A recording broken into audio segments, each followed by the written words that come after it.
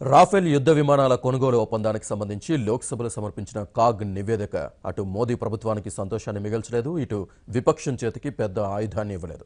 UPA ప్రభుత్వం కుదుర్చుకున్న ఒప్పందం కన్నా తక్కువ ధరకే ఎన్డీఏ ప్రభుత్వం రాఫెల్ విమానాలు కొంటోందని కాగ్ ధృవీకరించింది.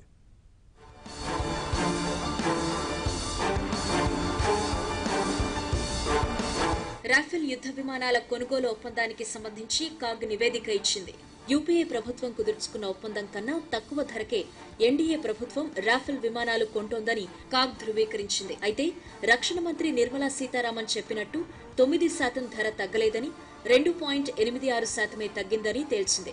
భారత్ అవసరాలకు తగ్గట్లు చేసిన మార్పులను కూడా పరిగణలోకి తీసుకుంటే ధర 17.08% తగ్గినట్లు అంచనా వేసింది. అదే సమయంలో ఆ మార్పులు అవసరమే లేదని భారత వైమానిక దళం పేర్కొన్న విషయాన్ని ప్రస్తావించింది.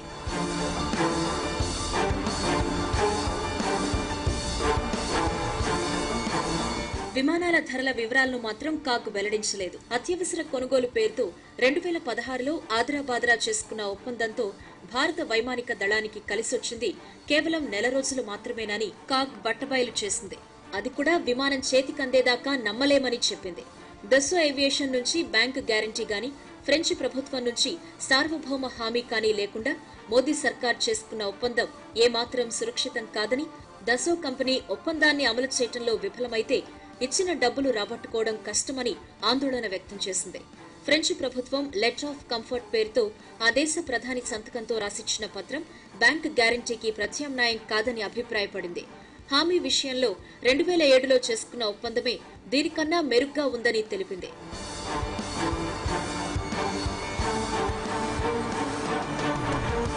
యూపీఏ హయాం ఒప్పందంలో భారత్ చెల్లించే మొత్తంలో 25% బ్యాంక్ ఇవ్వడానికి దసో అంగీకరించిందని తెలిపింది. 2015లో దసో ఏవియేషన్ ప్రతిపాదించిన కొత్త ఒప్పందంలో ఎలాంటి బ్యాంక్ గ్యారంటీలు ఇవ్వలేదని, 60% మొత్తాన్ని ముందే చెల్లించాల్సిన పరిస్థితుల్లో కనీసం ఫ్రెంచ్ ప్రభుత్వం నుంచి సార్వభౌమ హామీ అన్న అడగాలని న్యాయశాఖ సూచించిన విషయాన్ని కాగ్ ప్రస్తావించింది. చాలా భారీ మొత్తం చెల్లిస్తున్నందున జాగ్రత్త పడాల్సిందని న్యాయశాఖ వ్యాఖ్యానించిన విషయాన్ని తెలిపింది.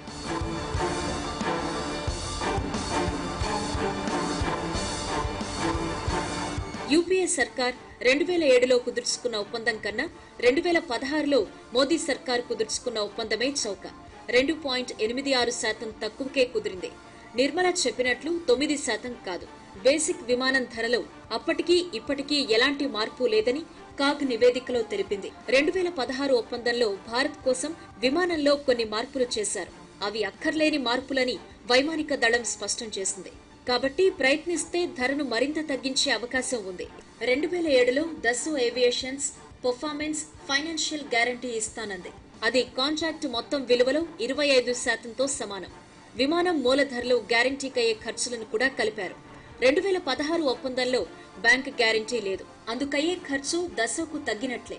ఆ మేరకు మిగులులో భారత్కు వాటా పంచాలి. కానీ పంచలేదని కాగ్ నివేదికలో వెల్లడించారు.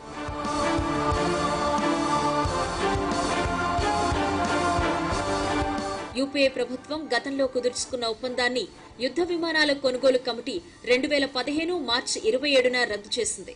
దసో కన్నా తక్కువ ధరకు కోట్ చేసిన కంపెనీలు ఉన్నాయన్న కారణంతో రద్దు చేశారు అని కాగ్ నివేదికలో తెలిపారు. ఎగరడానికి సిద్ధంగా ఉన్న రాఫెల్ విమానాల కొనుగోలును 18 నుంచి 36కు అత్యవసరం పేరుతో పెంచారు. అదే మాట సుప్రీంకోర్టుకు చెప్పారు. కానీ పాత ఒప్పందంతో పోలిస్తే కేవలం 5 నెలల ముందు మాత్రమే విమానాలు అందుతున్నాయి. ఒప్పందం కుదిరాక ఫ్రాన్స్ ప్రభుత్వం షెడ్యూల్ మార్చడమే కారణమని వెల్లడించింది.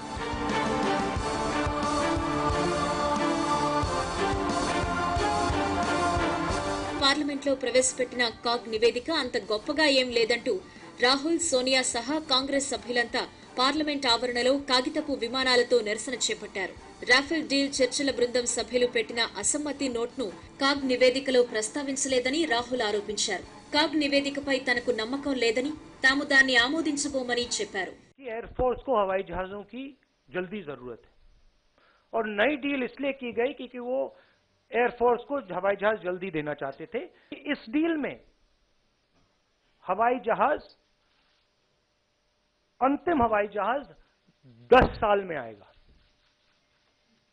मतलब इस डील में हिंदुस्तान को हवाई जहाज पिछली डील से देरी में मिलेंगे। इसी डॉक्यूमेंट में उन्हीं अफसरों ने कहा प्राइस के मामले पे, दाम के मामले पे, कि अंतिम जो दाम फ्रेंच ने ऑफर किया है इस नई डील में वो 55% बेंचमार्क प्राइस से ऊंचा है, मतलब 55% एक्सपेंसिव है।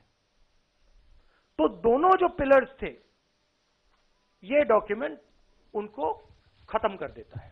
इस डील का सिर्फ एक कारण है, नरेंद्र मोदी अनिल अंबानी जी को 30,000 करोड़ रुपए देना चाहते थे।